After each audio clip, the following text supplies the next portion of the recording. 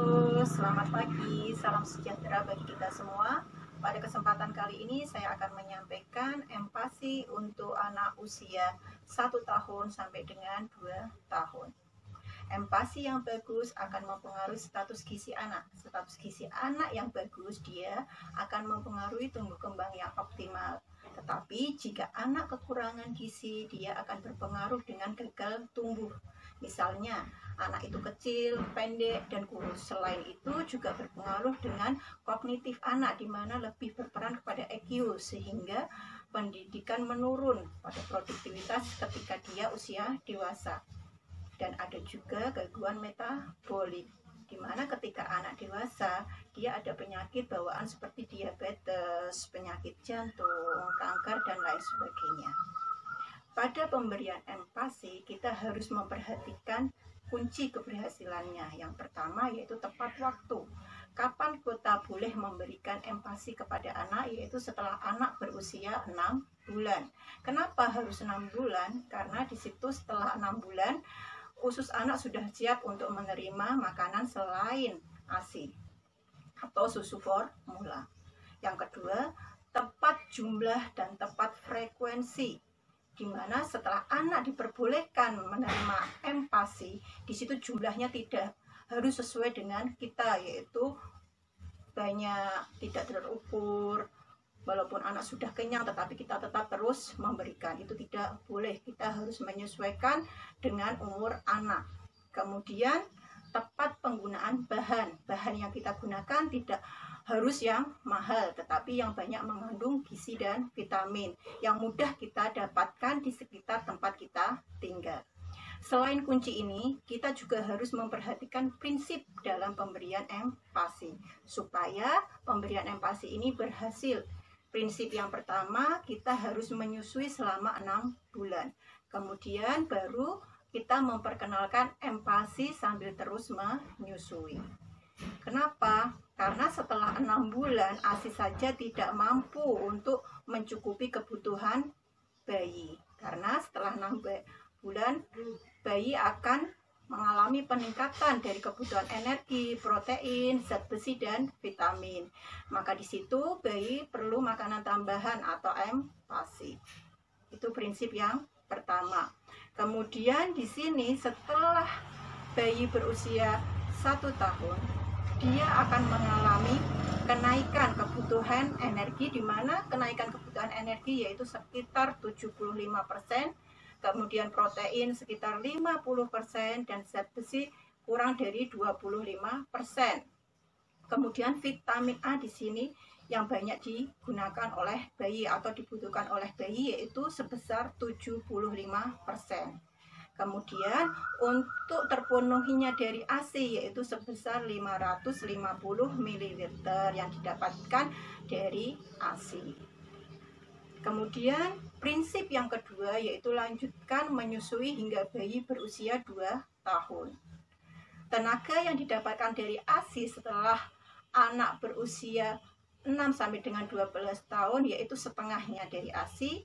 Kemudian setelah anak itu berusia 12 sampai dengan 24 tahun yaitu sepertiganya dari ASI. Sehingga di sini anak perlu mendapatkan MPASI atau makanan pendamping ASI. Menyusui sampai 2 tahun akan memberikan banyak manfaat baik pada ibu maupun pada bayi. Pada bayi di situ kasih sayang ibu dan bayi akan semakin dekat sehingga akan mempengaruhi tumbuh kembang yang maksimal atau optimal pada bayi itu sendiri.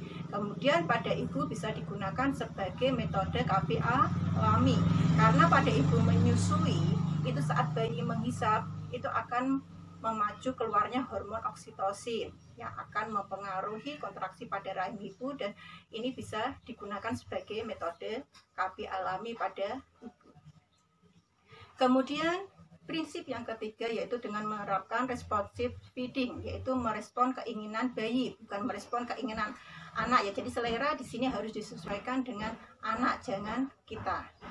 Dalam memberikan empati tidak hanya menu makanan saja yang perlu dibuat dengan baik, tetapi hal lain yang perlu diperhatikan yaitu cara pemberiannya, empati yang diberikan, kemudian siapa yang memberikan empati itu sendiri. ibu atau pengasuh bayi yang memberikan empasi harus memperhatikan, yaitu suapi bayi dan bantu anak yang lebih besar saat anak makan sendiri. Kemudian suapi bayi dengan pelan dan sabar, yaitu bujuk anak makan tetapi jangan dipaksa. Bila bayi menolak untuk makan, bereksperimenlah bagaimana biar anak itu tertarik untuk makan. Dan saat memberikan makan, jangan lebih berfokus pada saat menonton TV atau bermain HP. Di situ nanti anak waktunya akan terbuang atau lebih berfokus kepada televisi, sehingga nafsu makannya akan menurun. Kemudian minimalkan gangguan pada saat makan, misalnya di sini hindari di depan televisi itu tadi ya, karena anak akan lebih fokus melihat TV. Kemudian waktu makan yaitu adalah periode belajar bagi anak, di mana anak bisa makan sendiri. Itu biarkan anak makan sendiri, tetapi tetap kita bantu. Kemudian saat memberikan makanan, kita gunakan piring atau mangkok bayi agar ibu tahu berapa banyak bayi itu sudah makan. Ibu dapat menyuapi bayi dengan tangan, tetapi ketika menggunakan tangan pastikan kita sudah cuci tangan dan tangan kita bersih, karena tangan yang kotor nanti akan mempengaruhi bakteri masuk dan akan menyebabkan diare.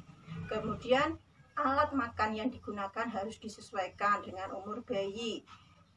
Misalnya bayi berumur 1 tahun, kita menggunakan sendok yang sesuai, yaitu dengan sendok kecil. Kemudian dengan sendok besar atau garpu setelah anak berusia atau dia mampu untuk memegang garpu itu sendiri. Kemudian empati dapat diberikan kapan saja pada waktu yang nyaman, baik itu untuk ibu dan bayi. Apa bayi ibu mau menyusu, biarkan bayi itu menyusu, baru kita berikan empati. Atau mau dia memberikan empati dulu, baru menyusu. Seperti itu. Itu prinsip yang ketiga. Kemudian prinsip yang keempat yaitu kebersihan makanan dan cara menyimpan makanan. Ini juga perlu diperhatikan. Di sini kontaminasi dari bakteri dalam memberikan empati, yaitu adalah penyebab diare, terutama pada anak usia kurang dari 2 tahun. Sehingga kebersihan dalam menyiapkan makanan dan penyimpanan yang baik itu juga akan mencegah dan mengurangi resiko diare.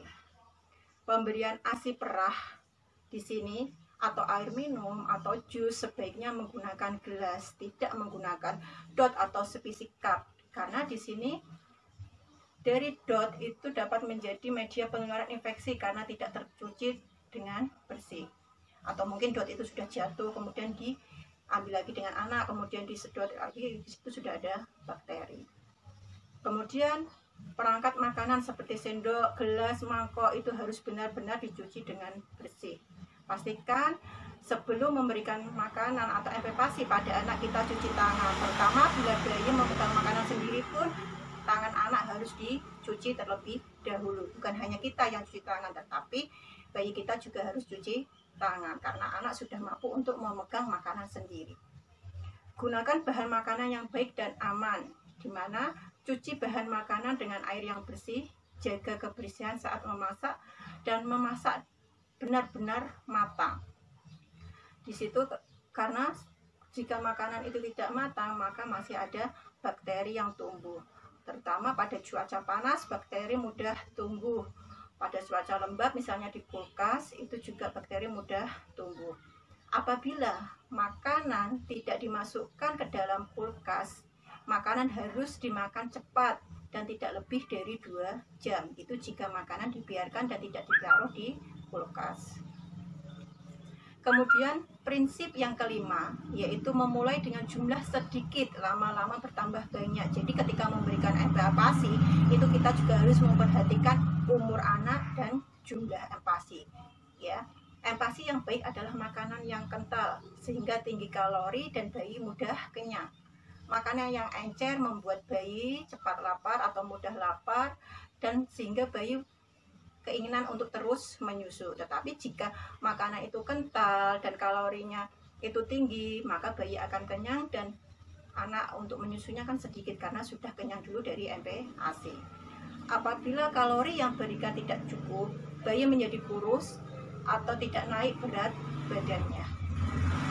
Ini di sini ada tabel di mana ada usia usia 6 sampai dengan 9 bulan, 9 sampai dengan 12 bulan, dan ada 12 sampai dengan 23 bulan. Yang lebih kita tekankan adalah 12 sampai dengan 3 bulan.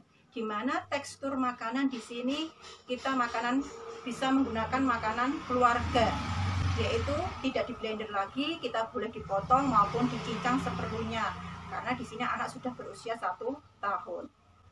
Porsi makanan atau frekuensi makanan dalam waktu 1 hari pada anak itu bisa 3 sampai dengan 4 porsi atau 4 kali makan, tetapi porsi disesuaikan dengan umur anak. Kemudian ada 1 sampai 2 kali selingan makanan. Banyaknya makanan yang harus diberikan pada usia 12 bulan sampai dengan 23 bulan atau 2 tahun, yaitu 3/4 atau 1 mangkok penuh, yaitu mangkok berukuran 250 ml. Kemudian yang keenam, tingkatkan tekstur makanan seiring dengan pertumbuhan bayi. Jadi tekstur makanan pun harus diperhatikan, harus dibedakan ketika anak berusia 6 bulan, 1 tahun, sampai dengan 2 tahun. Seperti sudah dituliskan pada tabel tadi, makanan yang dilumat kemudian ditingkatkan menjadi makanan lembek, kemudian pada usia 1 tahun sudah bisa memakan makanan keluarga, tetapi harus dicincang atau dipotong-potong. Kemudian makanan yang bisa membuat bayi tersedak seperti kacang yang masih utuh itu harus dihindari. Prinsip yang ketujuh di sini, tingkatkan frekuensi makan seiring dengan pertumbuhan bayi. Jadi porsinya boleh ditambah, frekuensinya juga boleh ditambah.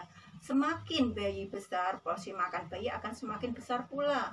Makanan ini dapat dibagi menjadi beberapa porsi dalam 1 hari. Seperti yang dituliskan tadi, pada bayi usia 1 tahun sampai dengan 2 tahun, dia porsi makannya bisa 3 sampai dengan 4 kali dalam sehari. Kemudian ada selingan makanan seperti snack, itu bisa 1 sampai dengan 2 kali dalam sehari. Tetapi di sini juga harus ada asupan dari ASI maupun susu formula. Kemudian prinsip yang ke-8, berikan berbagai variasi makanan untuk memenuhi kebutuhan bayi, karena 1 variasi makanan saja tidak mampu untuk mencukupi kebutuhan bayi. Jadi kita harus bervariasi, ya. Sehingga makanan yang bervariasi, makanan yang diberikan itu bisa bermacam-macam. Boleh ada karbohidrat, boleh ada protein, lemak, di situ bervariasi menjadi 1, ya. Diagram berikut menunjukkan bahan makanan apa saja yang boleh diberikan kepada bayi atau sejak dia mulai empasi. Kita harus memperhatikan konsep makanan 4 bintang saat kita mau memberikan empasi pada anak. Apa itu 4 bintang? Makanan 4 bintang di sini yang pertama ada zat besi, yaitu zat besi ini bisa diperoleh dari protein. Sumber protein itu apa saja? Sumber protein itu bisa kita dapatkan dari daging.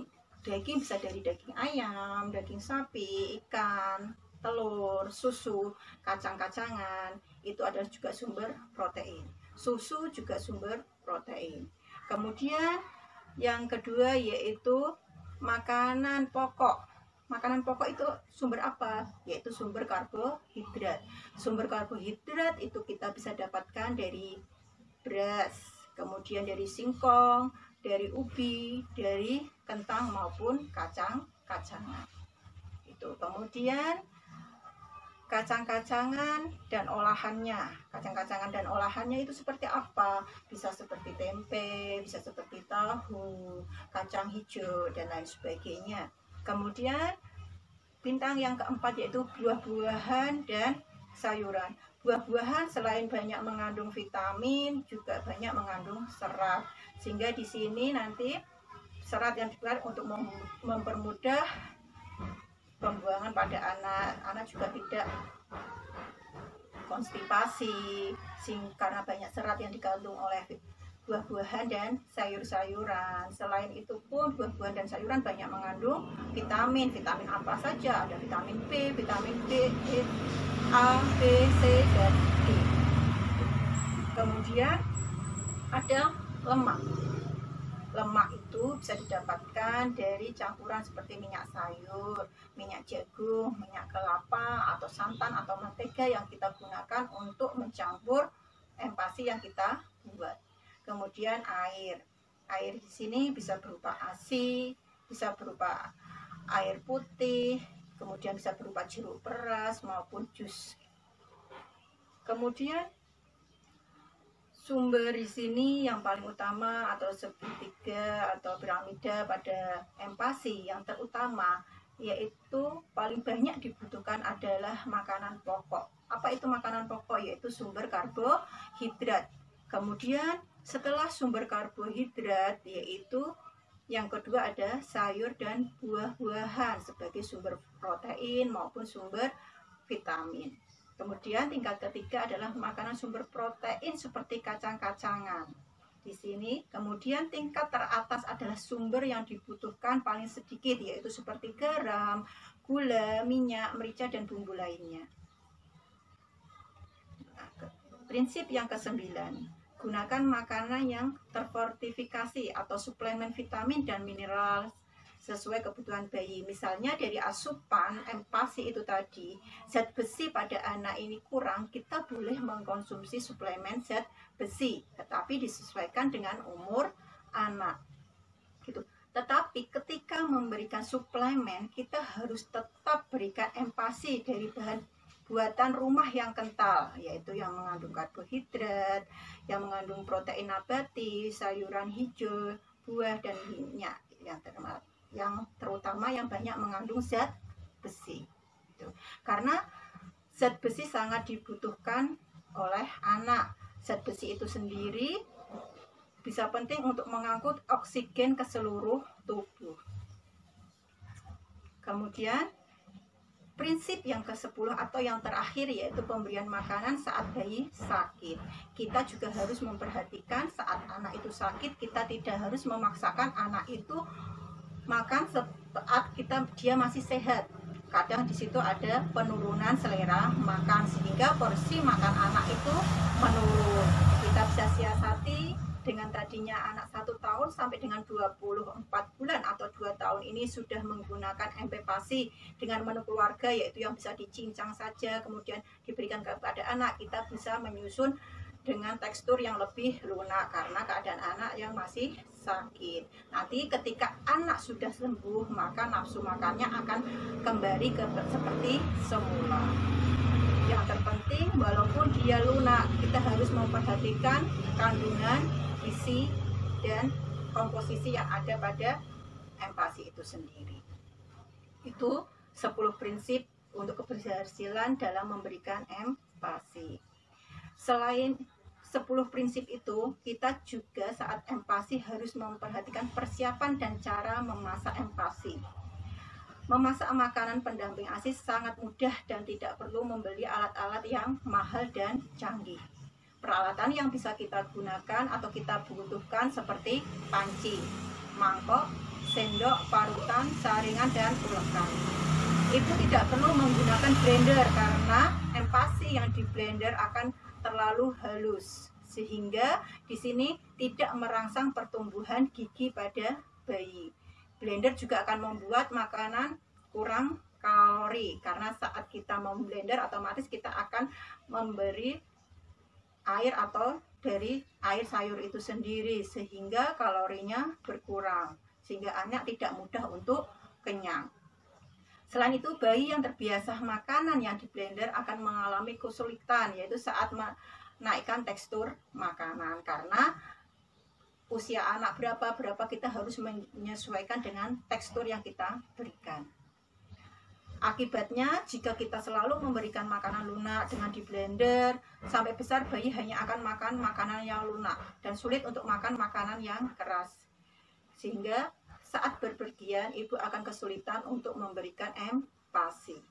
Tadi empasi karena empasi yang saat kita berpergian, kita sudah membawa empasi dari rumah, tetapi waktunya sudah 2 jam, itu juga sudah tidak bagus karena empasi kalau tidak ditaruh di kulkas, paling tidak dalam waktu 2 jam sudah harus habis.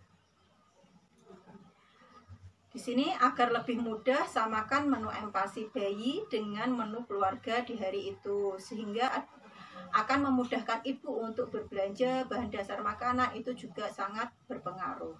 Ibu bisa memasak empasi dengan 2 cara yaitu pertama memasak dari bahan mentah Dan yang kedua, memasak dari bahan matang. Ini tergantung apakah ibu bekerja atau tidak. Biasanya ibu bekerja ingin memasak untuk bayinya sebelum berangkat ke kantor, sementara masakan keluarga di rumah dikerjakan oleh orang lain. Bila ibu bekerja di rumah dan sekaligus memasak untuk keluarga, memasak empasi dari bahan matang akan lebih mudah. Di sini memasak dari bahan lauk dan sayuran mentah, yaitu misalnya ibu ingin memasak nasi, ikan tuna, bayam atau tahu. Untuk nasi, ibu bisa mengambil nasi yang sudah matang sehingga waktunya tidak terlalu lama dan tidak perlu membuat dari beras lagi karena waktu memasak akan lebih lama ya. Yang ibu perlukan atau ibu lakukan yaitu mencuci semua bahan makanan mentah agar bersih. Potong ikan tuna, bayam atau tahu kecil-kecil, iris atau parut bawang merah dan bawang putih secukupnya untuk perasa. Gunakan panci kecil dan sendok kayu. Masukkan minyak goreng 1 sendok makan ke dalam panci. Gunakan api, di sini apinya kecil saja biar matanya merata. Kemudian masukkan bahan-bahan mentah itu tadi. Setelah nanti mau matang baru kita masukkan nasi. Kemudian kita masukkan sampai dengan airnya nanti habis. Baru kita nanti saring pada bayi usia lebih dari 9 bulan. Jadi itu teksturnya tidak perlu di blender lagi karena nanti tekstur yang di blender akan terlalu halus. Itu cara memasak dari bahan lauk atau sayuran mentah. Tetapi jika kita memasak lauk dan sayuran yang sudah matang pada usia 1 tahun sampai dengan 2 tahun, kita perlu mengambil makanan yang sudah matang atau makanan yang sudah kelola tadi, diambil lalu kita cincang, lalu kita berikan kepada anak.